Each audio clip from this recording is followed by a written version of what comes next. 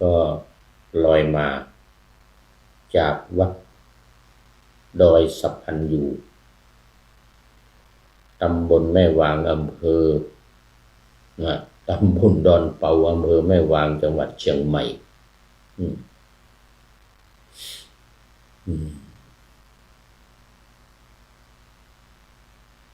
ซึ่งมีท่านอาจารย์พระมหาอุทัยเป็นเจ้าอาวาสท่านพระครูสุตตะ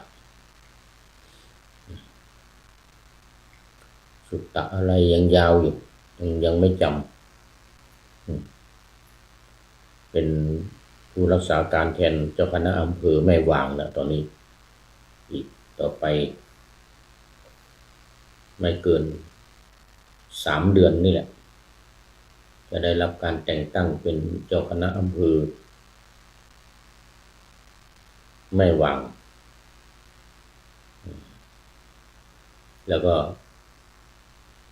ตอนนี้ก็มีการอบรมบาลีก่อนสอบเริ่มมาแล้วตั้งแต่วันที่7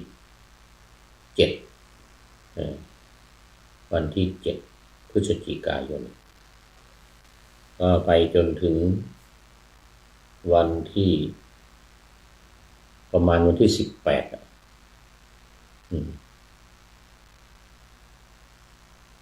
มกราคมปีหน้าก็2 เดือนกว่า2 เดือนกว่านิดหน่อยปกติจะ3 เดือนเพราะว่ามันสอบเดือนกุมภาปีนี้สอบเดือนมกราดังได้กล่าวไปแล้วดังนั้นก็ต้องมีการอบรมไป2 เดือนเต็ม2 เดือนกับประมาณ5-6 วัน7-8 วันนี่แหละก็จะสอบวันที่20มกราคม2569สำหรับตอนนี้ก็ขอประชาสัมพันธ์เรื่องงานขาวดำอีกนิดหน่อยคือมารดาของท่านพระครูปริยัติ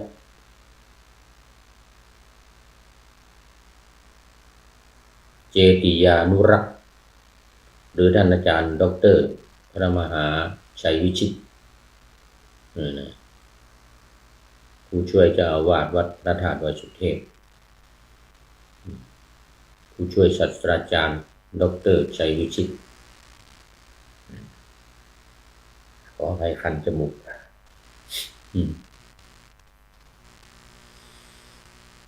นี่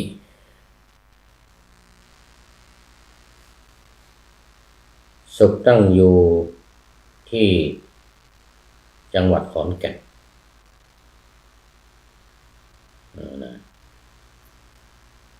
โยมแม่พาดนามป้องโยมแม่พาดนามป้องซึ่งเป็นมารดาของท่านพระครูปริยัติเจติยานุรักษ์ก็จะทำการชาปนกิจศพในวันที่14ที่จะถึงนี้14พฤศจิกายนดังนั้นก็ขอถือโอกาสประชาสัมพันธ์เชิญชวนญาติโยมสาธุชนทั้งหลายใครจะเดินทางไปด้วยก็ได้ จะเดินทางไปด้วยก็โดยเฉพาะไปวันประชุมเพลิงในวันที่14พฤศจิกายนไม่แน่ท่านพระครูอาจจะขอเพลิงพระราชทานในนามของท่านพระครูปริยัติ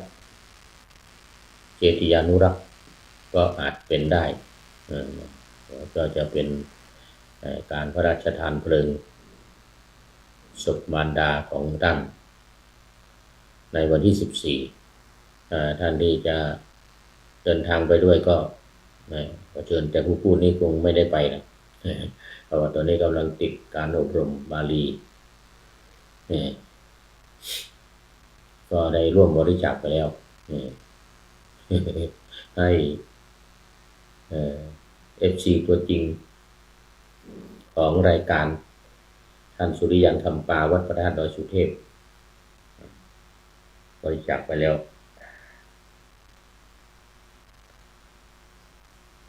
ขออภัยมันคันจมูกถ้าไม่พูดไม่คันอยู่ไปดึกวันทั้งวันพอมาจัดรายการนี้คันทันทีป่าหน้าธรรมะยังไม่เสร็จเอาละคันแล้วก็ต้องเกาไปเรื่อยนะโอ้ขอเจริญพรคุณโยมประเสริฐเสริมสุขจากกรุงเทพมหานครขึ้นมาเชียงใหม่หรือยังเนาะเห็นว่ากลางเดือนพฤศจิกายนนี่แหละขึ้นมาเชียงใหม่มาตักบาตรทำบุญตักบาตรวัดพระธาตุดอยสุเทพมาเยี่ยมการอบรมบาลีก่อนสอบที่วัดดอยสะพันยูด้วยเด้อถ้ามาเชียงใหม่คุณโยมประเสริฐเสริมสุขกับมหาลานีโยม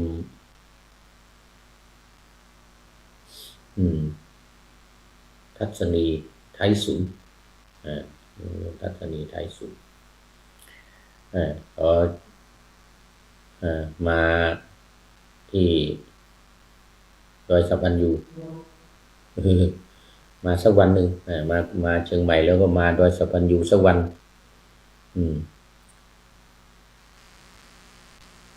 อบรมบาลีก่อนสอบ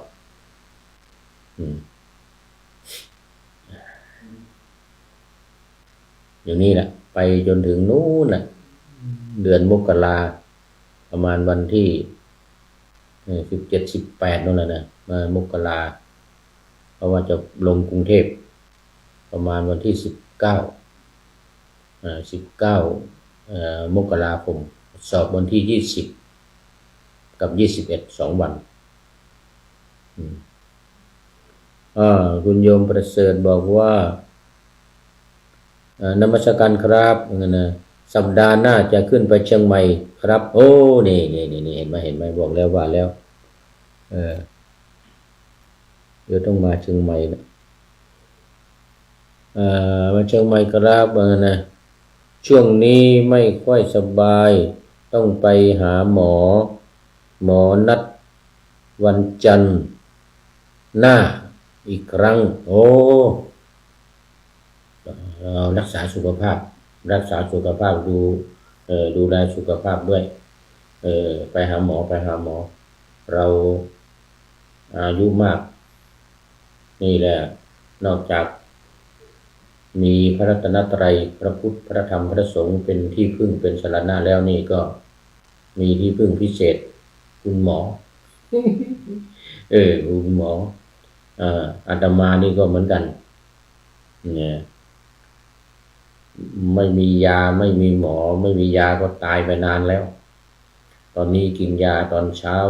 11 เม็ดตอนเย็น5 เม็ดตอนกลางคืน2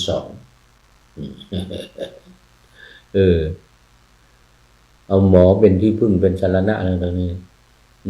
โรงพยาบาลมหาราชนครเชียงใหม่โอ้โมทนาขอบคุณคุณหมอทุกคนเพื่อให้ยาเป็นประจำมีแต่คันจมูกนี่แหละไม่มียามันเป็นกรรมมันเป็นโรคกรรมเวรกรรมตามทัน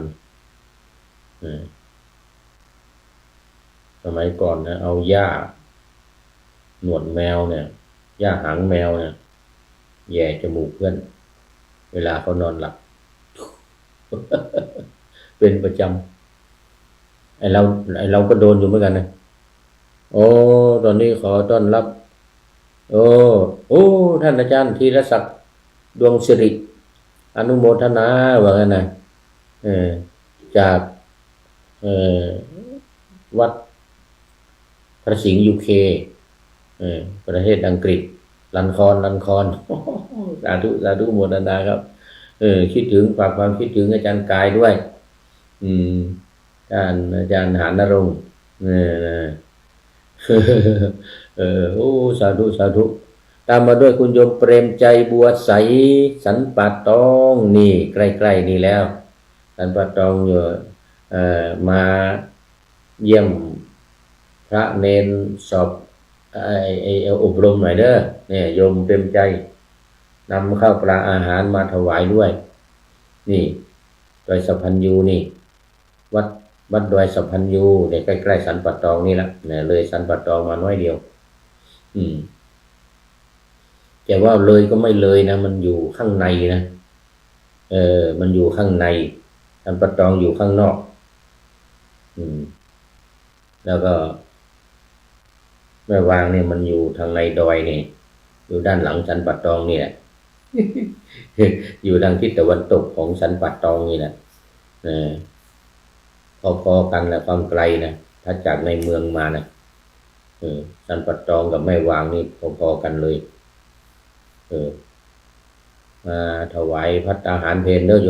ยมเปรมใจชวนน้องแววมาด้วยต่อไปก็คุณโยมประเสริฐบอกว่าดร.ทองรัตน์มรณะเด้อโอ้อาจารย์ธีรศักดิ์บอกว่าดร.ทองรัตน์มรณะครับผมแสดงความเสียใจแล้วก็ปรงธรรมสังเวชไปแล้วผมเห็นเฟซตอนกลางวันเนี่ยเห็นเฟซตอนกลางวันท่านอาจารย์เลย ดวงศิรินี่แหละเห็นเฟซของอาจารย์นี่แหละเห็นเฟซของอาจารย์ท่านพระครูศรี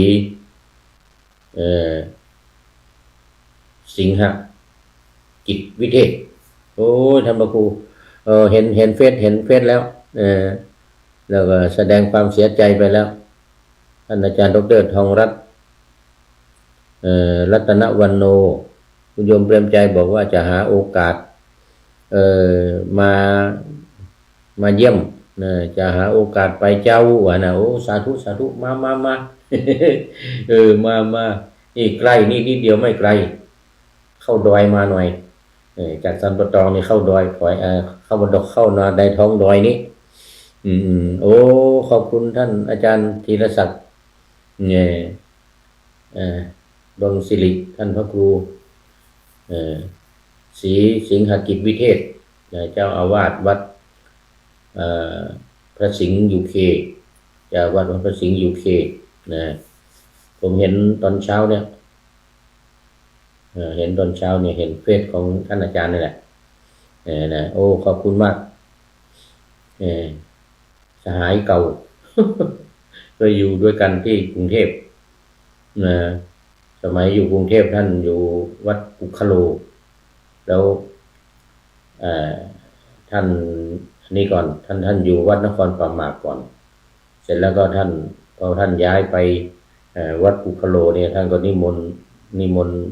ผมเนี่ยไปอยู่แทนท่านห้องของท่านที่วัดนครป่าหมากไปอยู่แทนท่านเรามีลูกศิษย์อยู่ 2-3 คนก็ไปอยู่วัดนครป่าหมากฝั่งธนบุรีนะโอ้ขอบคุณมากท่านอาจารย์พระมหาทองรัตน์อาจารย์ดร.มหาทองรัตน์ท่านอยู่อิตาลีนะท่านไปต่างประเทศท่านอยู่ประเทศอิตาลีเดี๋ยวทองรัตน์อิตาลีนี่มูลนิธิถ้ามีวัดในคุณหลวงพ่อไปสร้างวัดอยู่แต่ว่ามันมีสมาคมปุคลาเล่สมาคมปุคลาเล่ตอนนั้นท่านก็ชวนไปเข้าสมาคมด้วยชวนไปอิตาลีแต่ว่าไม่ได้ไปสมัยก่อนนะมาถึงตอนนี้ก็ไปใกล้กันอยู่ไปเยอรมันแต่ก็ไม่ได้ไปหาท่านที่อิตาลี เออ ได้ข่าวอยู่ว่าท่านอยู่ที่อิตาลีนะท่านอยู่นานแล้วไอ้สมาคมกองไฟของท่านเนี่ยนะพวกคาราเล่มีทุกศาสนาอาจารย์นัทพลมเสนลึกสิงแก้วโอ้สาธุอาจารย์นัทพลหลวงพ่ออยู่ไหนโอ้ตอนนี้มาแล้วมาเชียงใหม่อยู่วัดดอยสัปปัญญูอาจารย์นัทพลมาเยี่ยมเด้ออาจารย์นัทพลมาเยี่ยมหน่อยนี่วัดดอยสัปปัญญูเนี่ยอำเภอแม่วางมาเอาขนมของหวานข้าวปลาอาหารมาถวายพระเนี่ย200-300 รูปอบรมบาลีก่อนสอบที่วัดดอยสัปปัญญูกลับมาเมื่อวันที่4ละเมื่อวันที่4อาจารย์นัทพลมเสนบอกว่าคิดถึงตุลุงสวัยว่านะโอ้สาธุ คิดถึงอยู่วันก่อนก็ยังพูดถึงอยู่อาจารย์ปั่นก็เข้ามาอยู่ประจำเนอะอาจารย์ปั่นนะอาจารย์ปั่นก็เข้ามาในเฟซอยู่ประจำในรายการนี่แหละบอกว่าครับผมเหมือนนะชวนกันมาชวนอาจารย์ประดิษฐ์มาอาจารย์ประดิษฐ์อาจารย์อะไรอยู่สันกลางเนี่ยอาจารย์ประดิษฐ์แล้วก็อาจารย์ประดิษฐ์อาจารย์อะไรวัดปู่พารามอะไรเดี๋ยวที่อยู่สันทรายอาจารย์ด็อกเตอร์อะไรเนาะลืมชื่อไปที่อยู่สันทรายประโยค9บอกว่ามาสนับสนุนประโยค9หน่อยปีนี้ประโยค9เยอะเลย16 รูปประโยคสูงตอนนี้6 7 8 9กำลังอบรมอยู่ประโยคสูงประโยค9นี่มี16 รูปลงชื่อมานะตอนนี้มาแล้ว15เห็นว่าวันพรุ่งนี้จะมาแล้วอีกรูปหนึ่งเป็น16 รูปโอ้ดีใจกันใหญ่เลยหลวงพ่อเจ้าคุณราชบอกว่าปีนี้ต้องได้ประโยค9อย่างน้อย10 รูปว่างั้นนะ ประโยค9อย่างน้อยต้องได้10 รูปปีนี้นะอาจารย์เทวันนี่ดูแล้วอาจารย์เทวันชวนอาจารย์เทวันมาอาจารย์ประดิษฐ์มาเอาข้าวปลาอาหารขนมของหวานเล็กๆน้อยๆมาถวายพระประโยค9ทั้งนั้นที่เป็นอาจารย์อบรมสอนอยู่ที่นี่นะคนจริงอยากจะได้อาจารย์เทวันมาช่วยอบรมสอนด้วยนะอาจารย์เทวันเก่งมากเก่งบาลีประโยค9นี่ประโยค9ปีนี้16 รูปมาอบรมที่นี่มาทั่วประเทศเลยมาทั่วประเทศเลยจองกันมาตั้งแต่ปีที่แล้วละพอเขารู้ว่าสอบประโยค8ได้นี่นะก็จองมาอบรมกันที่นี่ส่วนใหญ่ก็มาได้ที่นี่แหละมีชื่อเสียงโด่งดังมากประโยค6 7 8 9นี่สอบได้กันเยอะแต่ละปีนี่แต่ว่ามันไม่ใช่เฉพาะเชียงใหม่นะเชียงใหม่ลำพูนแม่ฮ่องสอนภาค7แต่ว่าภาคอื่นก็มากันเยอะ300-400 รูปมีอยู่ปีหนึ่ง500รูปนะปีนั้นผู้พูดนี่ก็มาอบรมด้วยนานละไปสัก10 ปีมาละการอบรมนี่ผ่านไปแล้ว20 ปีปีนี้เป็นปีที่21ปีที่21โอ้ยืนหยัดมั่นคงมากมีชื่อเสียงมากแต่ผู้พูดนี้ตกมาแล้ว6 ปี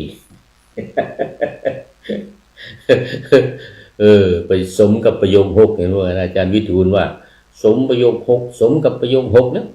อาจารย์วิทูลประโยค9นะอยู่วัดพระธาตุศรีจอมทองวันนี้พระธาตุศรีจอมทองก็มาอบรมหลักมาสอนหลายรูปมาเป็นอาจารย์สอนได้ประโยค9ที่นี่หมดนะ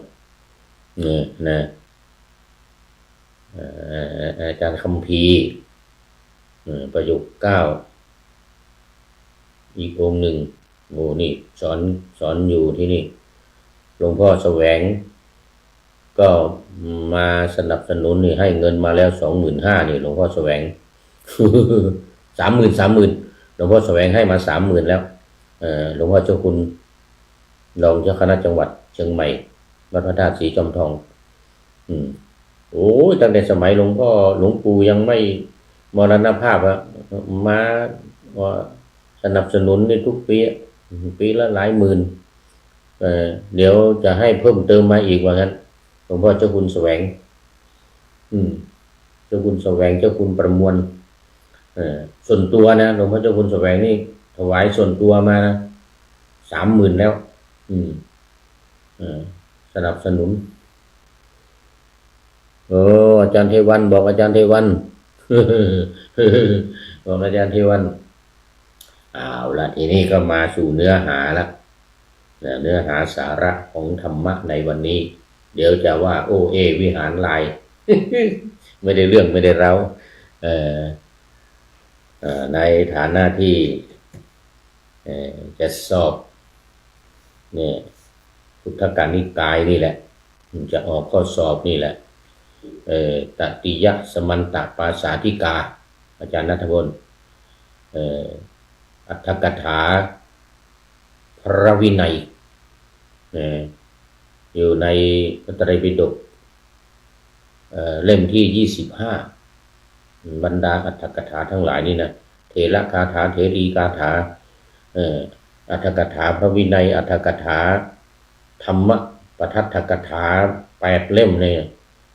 ก็อยู่ในพระไตรปิฎกฉบับที่เล่มที่25นี่แหละเนี่ยอันนี้อัตถกถาพระวินัยอยู่ในพระไตรปิฎกขุททกนิกายเล่มที่25วันนี้เป็นเรื่องทาสวัตถุกถาทาสวัตถุกถานี่ก็คือพูดถึงเรื่องของธาตุพูดถึงเรื่องของธาตุที่จะเข้ามาบวชเนี่ยมันจะมีกำหนดกฎเกณฑ์ว่าธาตุยังไงบวชได้บวชไม่ได้หมายถึงคนที่เป็นธาตุนะมันมีอยู่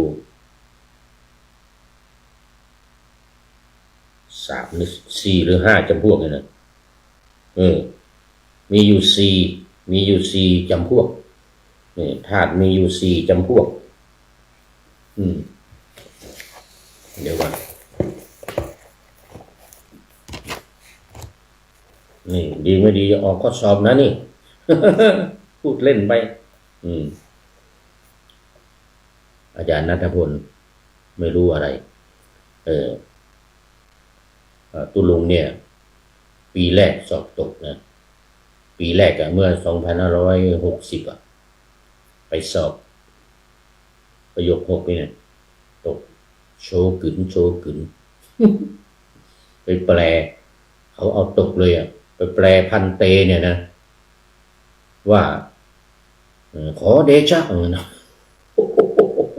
โชกึนตกเลยครับพวกเอาตกเลยไปแปลพันเตว่าขอเดชะเนี่ยพวกเอาตกเลยทำเป็นเล่นไปเนี่ยสนามหลวงนี่นะไปแปลพันเตนะว่าขอเดชะเนี่ยนะตามปกติเราไปว่าข้าแต่พระองค์ผู้เจริญใช่ไหมพูดกับพระพุทธเจ้านะข้าแต่พระองค์ผู้เจริญนะทีนี้ไอ้ทะลึ่งไปแปลว่าขอเดชะฝ่าละอองธุลีพระบาทยันนันทบุญตกเลยพวกเอาตกเลยโอ้ปีนั้นปีแรกนะไปสอบประโยค6นี่นะเมื่อ2560นะพวกเอาตกเลยเลยแปลพันเตว่าขอเดชะใต้ฝ่าละอองธุลีพระบาทพระอาญาไม่พ้นเกล้า ดีว่าไม่ใ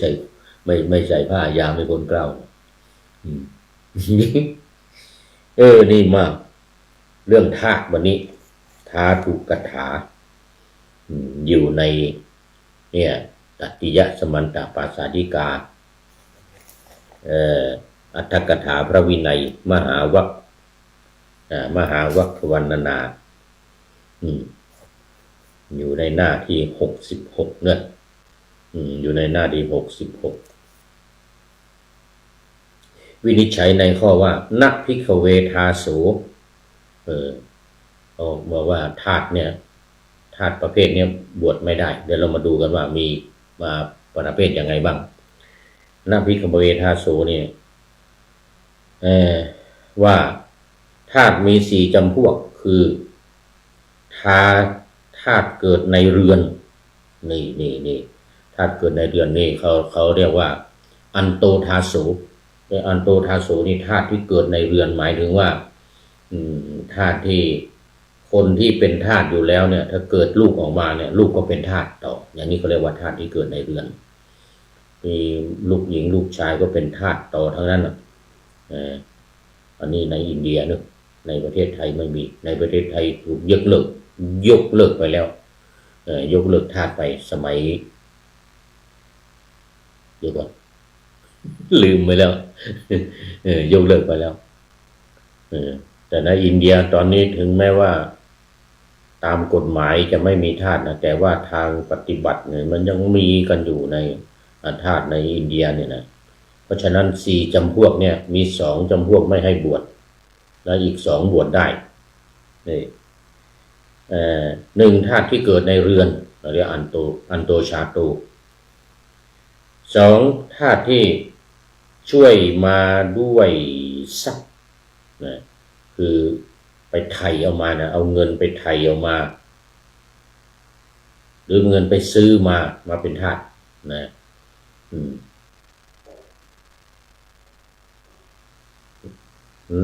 เจ้านายที่เป็นเอาเงินให้อาจจะไปซื้อจากพ่อจากแม่มาหรือว่าเขาเป็นหนี้เป็นสินอะไรสักอย่างหนึ่งนะแล้วก็แต่คนรวยเนี่ยเอาเงินไปไถ่เอามานี่นะแล้วพอพ้นจากหนี้มาเป็นหนี้เขาอย่างเงี้ยยกตัวอย่างนะเป็นหนี้นะหรืออย่างอื่นก็ได้แต่ว่าเอาเงินไปช่วยเอามาแล้วมาเป็นทาสเอามาทำงานนี่ก็เขามีบุญคุณเนี่ยเราแล้วเนี่ยก็มาเป็นทาส2ประเภทนี้2ประเภทที่2 3ธาตุที่เขานำมาเป็นเฉลยศึกคือตัวอย่างเช่นเมื่อสงครามโลกครั้งที่2นี่นะคนที่แพ้หรือคนที่ถูกจับได้ในขณะที่รบกันต่อสู้กันเนี่ยอย่างสมัยญี่ปุ่นรบกับทางยุโรป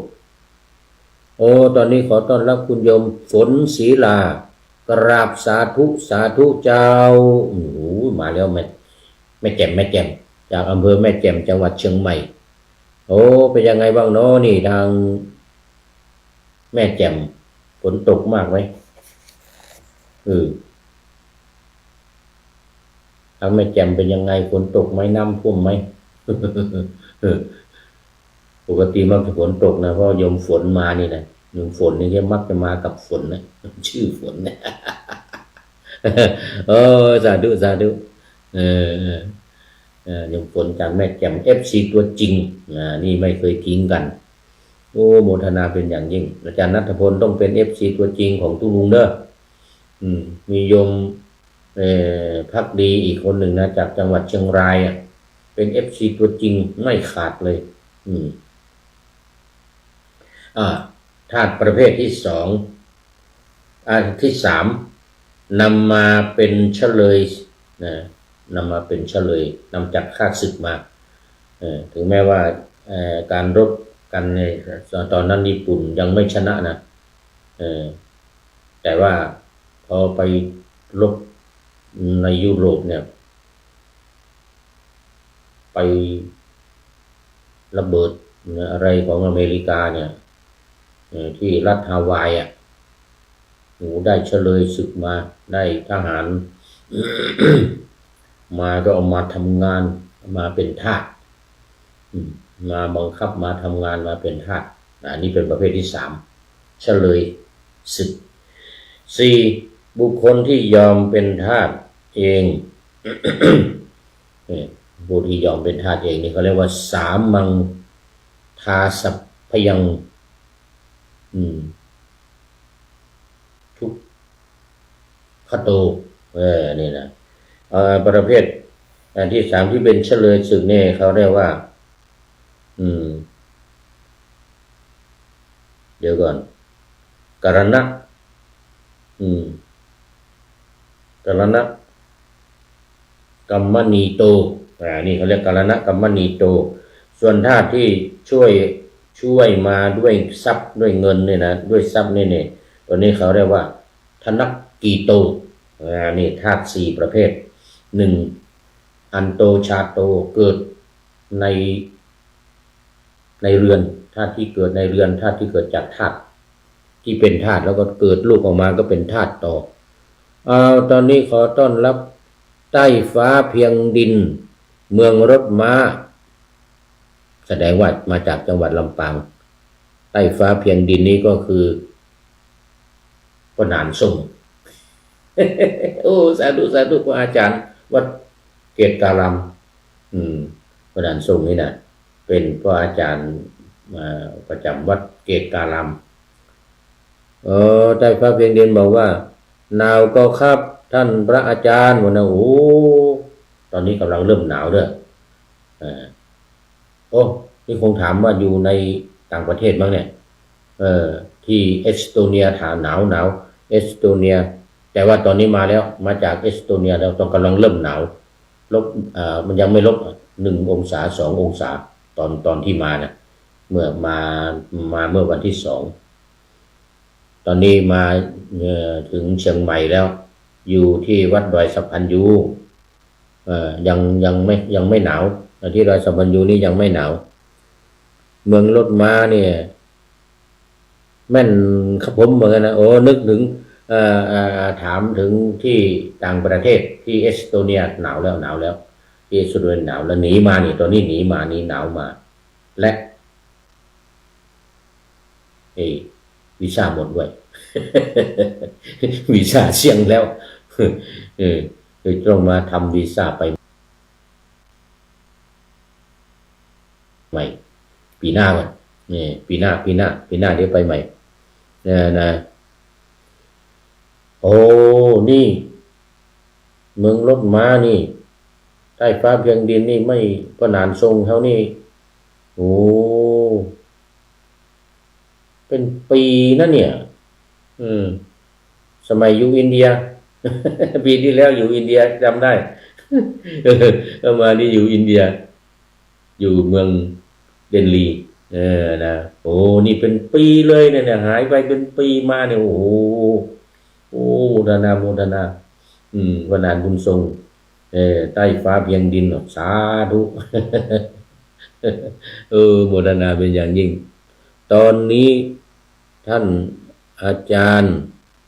กี่พรรษาแล้วครับโอ้โหถามได้อยู่ด้วยกันมาไม่จำหรือยังไงเนี่ย อยู่ด้วยกันที่วัดกูคำอยู่วัดกูคำด้วยกันมา50นี่50 พรรษาอายุ70นี่พรรษา50เดี๋ยวก่อนโอ้สาธุ โอ้นี่ก็เต้ากันได้กันเนี่ยโอ้เดี๋ยวน่าจะอ่อนกว่าหน่อยสัก2 ปีก็อาจารย์วัดเกศการามเนี่ยนะน่าจะอ่อนกว่าตุลุงสัก2 ปีถ้าจำไม่ผิดนะอันนี้70 พรรษา50 70 พรรษา50 บวชมาเนน8 ปีรวมแล้ว58 ปีอยู่วัดมา58 ปีบวชเป็นสามเณรตั้งแต่อายุ12ถึง20เนี่ยก็8 ปีเสร็จแล้วก็บวชพระมาอีก50 ปีเป็นอยู่วัด58 ปีโอ้โหอยู่วัดมา58 ปีแล้วเสียท่าก็ก็นานนี่ก็ซึกไปเหี่ยไปแล้วกูคำไปแอวกูคำพ่องก็ครับโอ้ก็ ก่อนที่จะไปต่างประเทศไปอยู่ตอนนั้นไปกรุงเทพก็ไปแวะนอนกับตุลุงน้อยตุลุงน้อยท่านพระครูไปแวะนอนกับตุลุงน้อยอยู่ปีแล้วปีนี้ยังไม่ได้ไปเตื้อกำลังมานี่แล้วก็พอมาถึงมันนอนดอยสุเทพคืนเดียวเสร็จแล้วก็รวดมานี่เลยมาอบรมบาลีประโยค6เนี่ย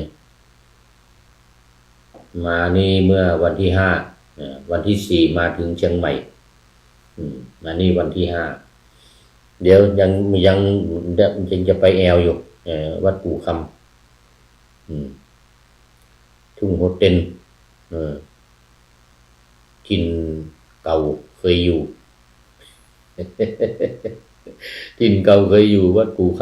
ำนะเดี๋ยวจะไปแอวอยู่เอา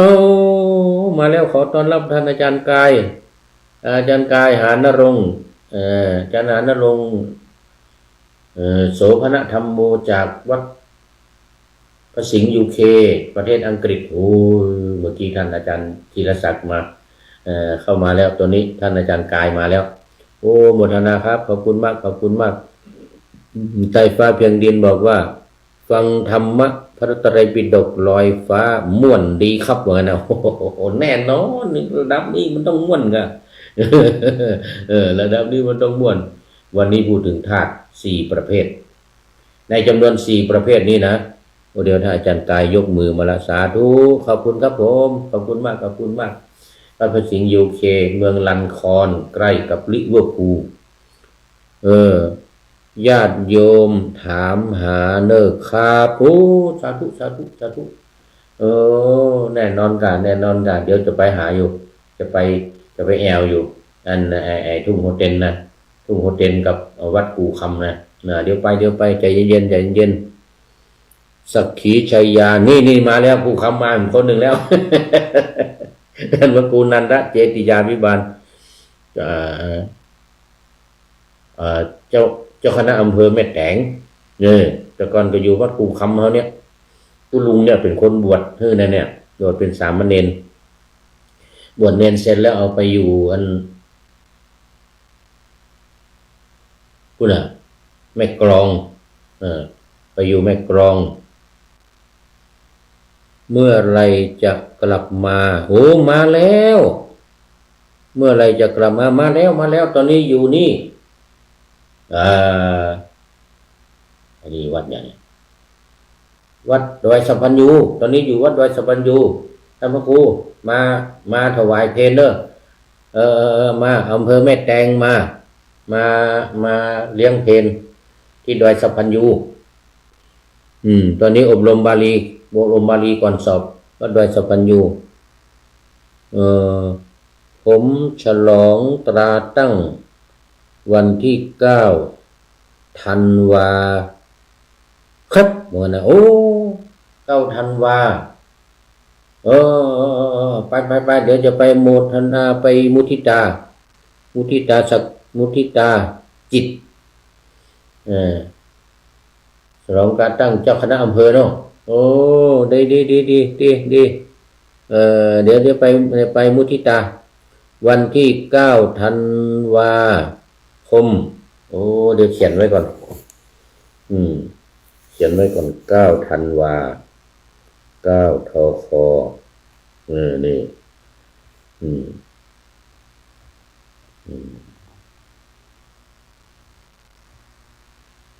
โอ้สาธุ มาแล้วตอนนี้อยู่วัดดอยสัมพันยูนี่มาเมื่อวันที่4ครับมาเมื่อวันที่4แล้วครับนิมนต์เนอนิมนต์เนอครับโอ้สาธุ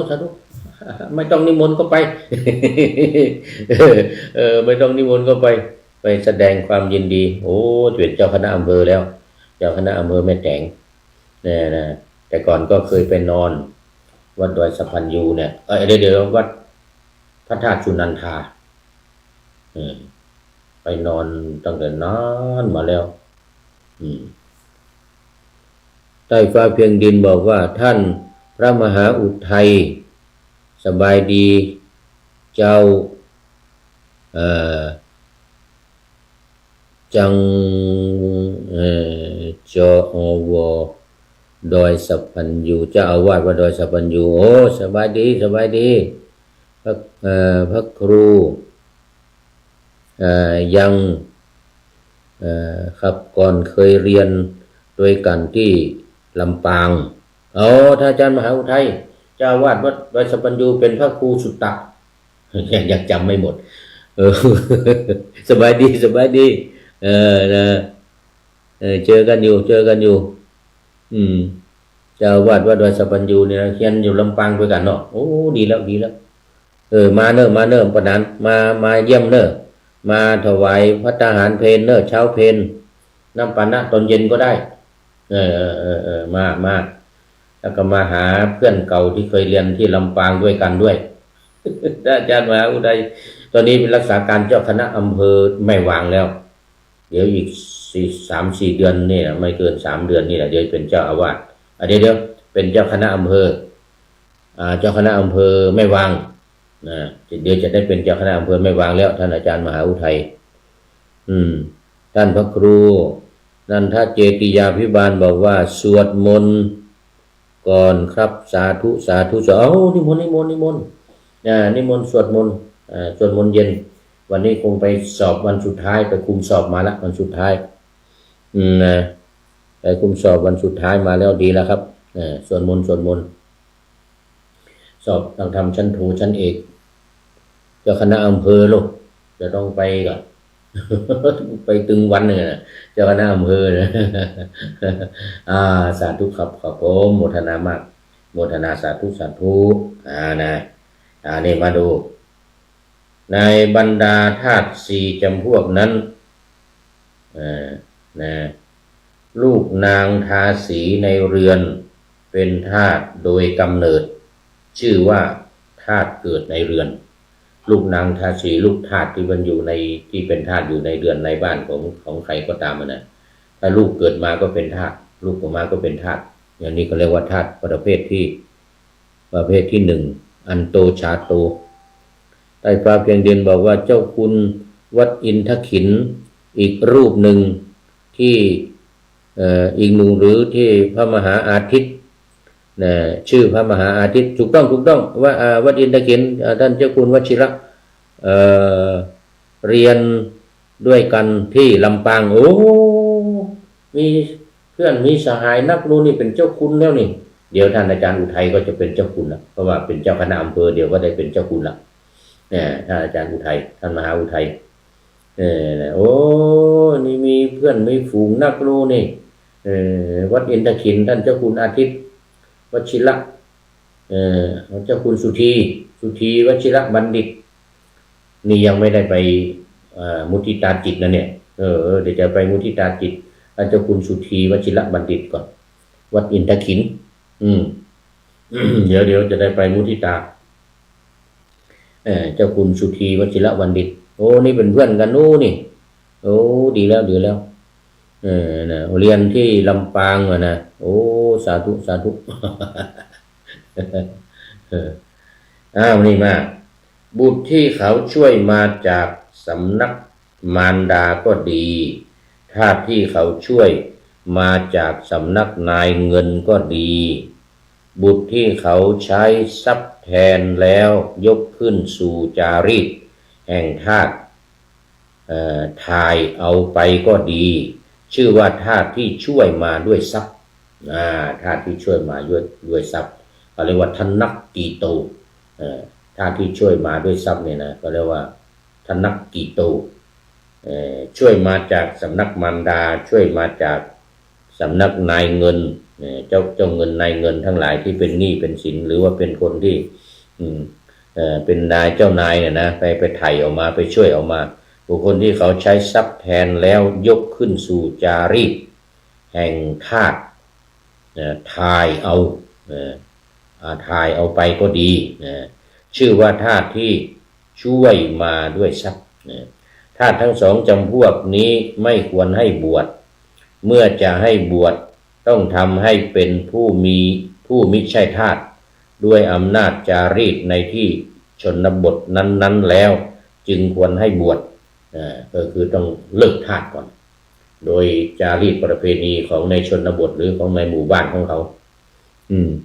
เสร็จแล้วจึงให้บวชได้เจ้าคุณวัดอินทขินอีกรูปหนึ่งสาธุนี่ธาตุสี่จำพวกแล้วก็2จำพวกแรกคือธนกีโตนะ2จำพวกแรกนะธนกีโตเนี่ยนะที่ไทยมาด้วยทรัพย์แล้วก็ชาโตที่เกิดในเรือนเนี่ยนะสองประเภทนี้ไม่ให้บวชถ้าจะบวชก็ต้องให้พ้นจากความเป็นทาสก่อนเช่นคนเป็นทาสอยู่ในเรือนเนี่ยนะเกิดมาก็เป็นทาสเนี่ยนะต้องไถ่ออกมาก่อนต้องไถ่ออกมาเดี๋ยวต้องทำพิธีตามจารีตประเพณีของในชนบทนั้นให้พ้นจากความเป็นทาสก่อนแล้วจึงจะบวชได้จึงอนุญาตให้บวชได้ทาสที่ชื่อว่าเขานำมาเป็นเฉลยคือพระราชาทั้งหลายทรงทำการรบนอกแว่นแคว้นหรือรับสั่งให้เกลี้ยกล่อมกวาดต้อนเอาทั้งหมู่มนุษย์ซึ่งเป็นไทยทั้งหลายกวาดต้อนออกมาไอ้ที่พ้นจากทาสแล้วเป็นไทยเนี่ยนะมาภายนอกแว่นแคว้นก็ดีนะเช่นเวลาไปรบไปชนะในแว่นแคว้นนั้นแล้วก็ยกเลิกเอาทาสของในแว่นแคว้นนั้นเนี่ยหรือเอาคนที่อยู่ในแว่นแคว้นนั้นที่เป็นเฉลยศึกเช่นอย่างนี้ที่ประเทศไทยไปรบแถว12จุดไทยหรืออะไรแบบลาวหรือที่นั่นนะจีนอะไรนะ12ปันนาอะไรเนี่ยนะแล้วก็เอาคนเข้ามาเนี่ยเขาเรียกว่าเก็บผักใส่ซาเก็บอะไรนะเก็บทาสมาเนี่ยนะเอามาอยู่เนี่ยเขาเรียกเป็นทาสเอามาพอไปรบชนะแล้วเอามาอันนี้เป็นเฉลยศึกอันนี้คนนี้เขาเรียกว่าพวกเฉลยศึกก็เอามาเป็นทาสนะเอามาเป็นทาสจนไปรบชนะแล้วก็เอามาเป็นทาสเพราะว่าในการไปรบเนี่ยไม่ได้หมายถึงว่าจะต้องไปฆ่าเขาแต่ว่าไปรบพอชนะในเขตในแว่นแคว้นนอกแว่นแคว้นแล้วก็เอาผู้คนเนี่ยเข้ามาเนี่ยอันนี้เรียกว่าเอามาเป็นทาสเฉลยศึกพระราชารับสั่งให้ริบบ้านบางตำบลซึ่งกระทำผิดภายในแว่นแคว้นนั่นเอง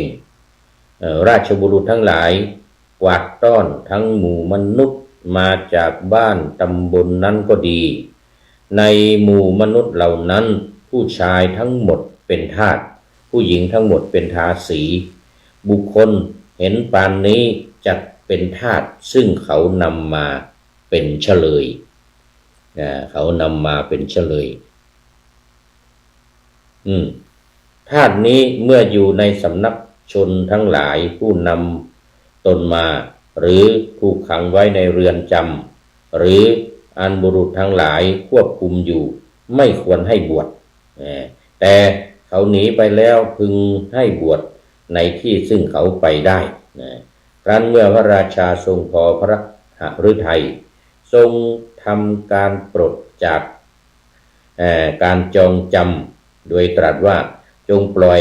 พวกทาสที่นำมาเป็นเฉลยหรือโดยในเป็น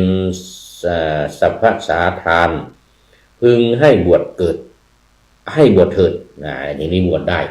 รับอนุญาตแล้วว่าปลดออกจากความเป็นทาสอย่างนี้มาบวชได้ถ้ายังเป็นทาสอยู่บวชไม่ได้เอาละตอนนี้หมดเวลาดูไปดูมาหมดเวลาโอ้ยังไม่หมดเหลือเวลาอีกนิดหน่อยแต่ก่อนจงปล่อยนะอย่างนี้บวชได้บุคคลที่ยอมตัวเป็นทาสเองทีเดียวว่าข้าพเจ้าเป็นทาสของท่านยอมเองนะอย่างอันนี้เป็นประเภทที่4 ยอมเองข้าพเจ้าเป็นทาสของท่านดังนี้เพราะเหตุแห่งชีวิตก็ตามนะเพราะเหตุแห่งความคุ้มครองกันก็ตามดูแลช่วยเหลือกันเนี่ยนะชื่อว่าผู้ยอมเป็นทาสเองเหมือนคนเลี้ยงช้างม้าโคและกระบือเป็นต้นของพระราชาทั้งหลายทาสเช่นนั้นไม่ควรให้บวชโอ้อย่างนี้ไม่ควรให้บวชนะบุตรทั้งหลายของเหล่านางวรรณทาสีของพระราชาเป็นเช่นดังบุตรอมาตย์ถึงบุตรเหล่านั้นก็ไม่ควรให้บวชเหมือนกันเหล่าหญิงซึ่งเป็นไทยแต่ไม่มีใครคุ้มห้ามจึงเที่ยวไปกับพวกนางวรรณทาสีจะให้บุตรทั้งหลายของหญิงเหล่านั้นบวชก็ควรอันนี้ไม่มีใครห้ามแล้วเที่ยวไปแล้วก็เกิดบุตรเกิดลูกมานี้ให้บวชได้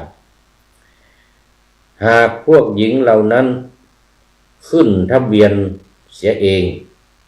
ไม่สมควรให้บุตรทั้งหลายของหญิงเหล่านั้นบวชคือเขาไปขึ้นทะเบียนไปยอมเป็นทาสไปยอมมาเป็นทาสของบ้านนั้นบ้านนี้ว่าตัวเองเนี่ยขอเป็นทาสนะยอมเองล่ะยอมเป็นทาสเองพอเกิดลูกออกมานี้บวชเป็นสามเณรก็ไม่ได้บวชเป็นพระก็ไม่ได้บวชถึงพวกทาสของคณะทั้งหลายมีคณะพัทธิปุตตกะเป็นต้นซึ่งคณะชนเหล่านั้นไม่ยอมให้ก็ไม่ควรให้บวชแต่ว่าถ้าคณะเขายอมให้ก็บวชได้ขึ้นชื่อว่าทาสสำหรับอารามขยมวัดซึ่งพระราชาพระราชทานไว้ในวัดทั้งหลายบรรดามีจะให้ทาสแม้เหล่านั้นบวชย่อมไม่สมควรแต่ช่วยให้เป็นไทยแล้วให้บวชสมควรอยู่แต่ว่าหมายถึงว่าทาสที่พระราชามอบหมายมาว่าให้เป็นคนอยู่ในวัดช่วยวัดช่วยงานวัดเป็นขยมหรือเป็นผู้ที่ช่วยดูแลงานวัดอย่างนี้นะโดยการมอบหมายของพระราชานะคือเป็นทาสของพระราชาอย่างนี้บวชให้ไม่ได้แต่เชื่อว่าทาสสำหรับอารามเนี่ยนะจะให้ทาสแม้เหล่านั้นบวชย่อมไม่สมควรแต่ช่วยให้เป็นไทยก่อนแล้วบวชได้สมควรอยู่แม้มาอยู่วัดก็ตามถ้าอยู่ในความควบคุมดูแลของพระราชาที่ส่งเข้ามาเนี่ยอย่างนั้นบวชไม่ได้ถือว่าเป็นทาสไม่ให้บวชแต่ก็ช่วยกันทำให้พ้นจากความเป็นทาสให้พ้นจากความเป็นทาสของพระราชาพ้นแล้วได้รับอนุญาตจากพระราชาแล้วว่ายกให้ไม่เป็นทาสอย่างนี้ถึงบวชได้ในมหาปัจจรีอรรถกถาแก้ว่าชนทั้งหลายนำทาสเกิดภายในและทาสที่ช่วยมาด้วยทรัพย์มาถวายแก่ภิกษุสงฆ์ว่าข้าพเจ้าถวายอารามิกธาตุคือธาตุของวัดมาเป็นธาตุของวัดธาตุเหล่านั้นย่อมเป็นเช่นกับธาตุที่เขาราดเรียงบนศีรษะนั่นแหละจะให้บวชก็ควรคือเขาเอามามอบให้แล้วมามอบให้วัดแล้วว่าเอามามอบให้ว่าเป็นอารามิกชนอารามิกธาตุคือเป็นธาตุของอารามเป็นธาตุของวัดอย่างนี้บวชได้ส่วนอรรถกถากุรุนทีแก้ว่าเขาถวายด้วยกัปปิยะโวหารว่าข้าพเจ้าทั้งหลายถวายอารามิกธาตุอย่างนี้ธาตุนั้นอันเขาถวายแล้วด้วยโวหารอย่างใดอย่างหนึ่งก็ตามทีไม่ควรให้บวชแท้อย่างนี้ไม่ควรให้บวชพวกคนเข็นใจคิดว่าจากอาศัยพระสงฆ์เลี้ยงชีพจึงเป็นกัปปิยการกอยู่ในวัดที่อยู่จะให้คนเข็นใจเหล่านั้นบวชควรอยู่ นี่มีตัวอย่างราธพรามเมื่อวานนี้พูดถึงราธพราม ราธพรามที่เข้ามาบวชเข้ามาช่วยงานวัดเข้ามาเนี่ยเขาเรียกว่ามาเป็นอารามิกชนนะมาอยู่วัดด้วยความอยากจะบวชนั่นแหละแต่ก็มาช่วยงานอยู่วัดแต่ไม่มีใครบวชให้พระพุทธเจ้าถามว่าใครรู้ถึงคุณของราธพรามนี้บ้างเนี่ยพระสารีบุตรว่าจำได้เอาเคยถวายข้าว1 ทัพพีเลยบวชเนี่ยบวชให้ได้อันนี้คนที่เป็นคนอาจจะเป็นคนยากไร้คนเข็นใจหรือยังไงเนี่ยนะก็ตามหรือเป็นคนดีก็ตามแต่ว่ามาอยู่วัดมาช่วยงานวัดมาเป็นอารามมิกธาตุมาช่วยกันเนี่ยในควรอยู่บิดามารดาของบุตรใดเป็นทาสหรือมารดาเท่านั้นเป็นทาสีบิดาไม่เป็นทาสไม่ควรให้บุรุษนั้นบวชนี่ลูกครึ่งอย่างนี้บวชไม่ได้ นะแม่เป็นทาสีแล้วก็พ่อไม่เป็นก็ตามอย่างนี้บวชไม่ได้นะญาติหรืออุปถากของภิกษุถวายทาสว่าขอท่านจงให้บุรุษนี้บวชเขาจะทำความขวนขวายแก่ท่านหรือว่าทาสส่วนตัวของภิกษุนั้นมีอยู่ทาสนั้นภิกษุทำให้เป็นไทยเสียก่อนแล้วจึงควรให้บวชอย่างนี้บวชได้ในอัตถกถาโกฏุมพีแก้ว่าพวกนายถวายทาสว่าขอท่านจงให้บุรุษนี้บวชถ้าเขาจักยินดียิ่งในศาสนาเขาจักไม่เป็นทาสถ้าเขาจักศึกเขาจักคงเป็นทาสของพวกข้าพเจ้าอันนี้ถ้าประกาศไว้อย่างนี้นะถ้าประกาศอย่างนี้ดังนี้ชื่อว่าทาสยืมไม่ควรให้บวชทาสยืมบุรุษใดเป็นทาสไม่มีนายบุรุษแม้นั้นอันภิกษุให้เป็นไทยก่อนจึงควรให้บวชอันนี้ไม่มีเจ้านายมาเป็นทาสของวัดแต่ว่าไม่มีเจ้านายใครสั่งมาเราทำให้ไม่เป็นทาสก็บวชให้ได้ภิกษุไม่ทราบให้บรรพชาหรืออุปสมบทแล้วจึงทราบภายหลังควรทำให้เป็นไทยเหมือนกันและเพื่อประกาศเนื้อความข้อนี้พระโบราณอาจารย์ทั้งหลายจึงกล่าวเรื่องนี้ว่าดังได้ยินมานางกุลธาสีคนหนึ่งกับบุรุษคนหนึ่งหนีจากอนุราธบุรีไปอยู่ในโรหณชนบทมีบุตรคนหนึ่งบุตรนั้นในเวลาที่บรรพชาอุปสมบทแล้วเป็นภิกษุลัทธีมักรังเกียจภายหลังวันหนึ่งเธอถามมารดาว่าอุบาสิกาพี่น้องชายหรือพี่น้องหญิงของท่านไม่มีหรอกหรือฉันจึงไม่เห็นญาติไรเลยมารดาตอบว่าพ่อคุณฉันเป็นกุลธาสีในอนุราธบุรีหนีมาอยู่ที่นี่กับบิดาของคุณภิกษุผู้มีศีลได้ความสังเวชว่าได้ยินว่าบรรพชาของเราไม่บริสุทธิ์จึงถามมารดาถึงชื่อและโคดของสกุลนั้นแล้วมายังอนุราธบุรีได้ยืนที่ประตูเรือนของสกุลนั้นเธอถึงเขาบอกว่านิมนต์โปรดข้างหน้าเถิดเจ้าข้าก็ยังไม่ไปเลยพวกเขาจึงพากันถามว่ามีธุระอะไรหรอครับเธอจึงบอกเขาว่านางทาสีชื่อนี้ของพวกท่านซึ่งหนีไปมีไหมมีครับฉันเป็นบุตรของนางทาสีนั้นถ้าพวกท่านอนุญาตให้ฉันจะบวชพวกท่านเป็นนายของฉันพวกเขาเป็นผู้รื่นเริงยินดียกเธอให้เป็นไทยแล้วก็บรรพชาท่านบริสุทธิ์รับแล้วนิมนต์ให้อยู่ในมหาวิหารบำรุงด้วยปัจจัยสี่พระเถระอาศัยสกุลนั้นอยู่เท่านั้นก็ได้บรรลุเป็นพระอรหันต์ได้เป็นพระอรหันต์เลยขนาดแม่เป็นทาสีแล้วหนีไปนะหนีไปอยู่แล้วตัวเองบวช ทางนั้นเขาก็บอกว่าบวชไม่บริสุทธิ์ท่านก็เลยไปถามหาญาติไปถามหาเจ้านายก็ถามหาเจ้านายเจ้านายว่าอนุญาตได้อนุญาตให้บวชได้ให้เป็นไทยได้นะเพราะว่าทาสีนี่หนีไปนานแล้วอย่างนี้นะอย่างนี้ก็เลยบวชพอเขาอนุญาตเสร็จแล้วก็บวชแล้วก็อยู่ต่อมาอยู่ต่อเสร็จแล้วเป็นพระอรหันต์จบวันนี้หมดเวลาโอ้โหหมดเวลาไปแล้วต้องขออภัยวันนี้นะโมทนาครับทุกท่านวันนี้ใต้ฟ้าเพียงดินเป็นท่านสุดท้ายเข้ามาในรายการแล้วก็หลายท่านที่เข้ามาแล้วขอโมทนาขอบคุณเป็นอย่างยิ่งขอนำพระไตรปิฎกลอยฟ้าไปจากผู้ฟังทั้งหลายในโลกล่าวันต่อไปจะได้จรย้อนกลับมาสู่สถานีใหม่ให้ท่านฟังอย่าลืมเปิดวิทยุหรือเครื่องรับโทรศัพท์โมบายคอมพิวเตอร์ผัง YouTube เฟซเพจไลน์ให้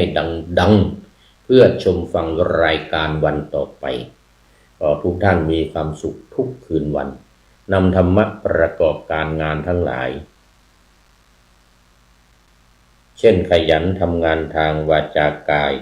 ใจขวนขวายกิจการงานนาบำเพ็ญสาธารณประโยชน์เว้นสิ่งที่มีโทษโหดเยี่ยงสาประกอบแต่กรรมดีมีราคาแสวงหาเงินทองครองใจคนเสียสละพลทรัพย์นับมากน้อยไม่ให้ล้านก็ให้ร้อยไม่ด้อยผล